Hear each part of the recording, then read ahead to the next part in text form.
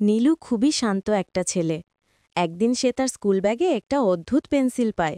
পেন্সিলটায় লেখা ছিল, যা আঁকবে তার সত্যি হয়ে যাবে। নীলু প্রথমে বিশ্বাস করছিল না, তাই সে মাটিতে ছোট একটা লাল আপেল আঁকল। হঠাৎ ঝিকিমিকি আলো জ্বলে উঠল, আর সত্যি একটা টুকটুক লাল আপেল পড়ে গেল। নীলু খুশিতে নেচে উঠল। পরের দিন সে আঁকল একটা ছোট্ট পাখি। চট করে সেই পাখিটা উড়ে এসে নীলুর কাঁধে বসে গান ধরল, পিপ পিপ পিপ পি। কিন্তু সমস্যা হলো, নীলু ভুল করে একটা দুষ্টু দানব এঁকে ফেলল। দানবটা বলল, হ হ হ, আমি সবাইকে ভয় দেখাবো। নীলু ভয় পেয়ে গেল। তখন তার আঁকা পাখিটা বলল, নীলু, তুমি আবার একটা জিনিস আঁকো, সাহস। নীলু চোখ বন্ধ করে একটা বড় ঝলমলে সাহসের ঢাল আঁকালো।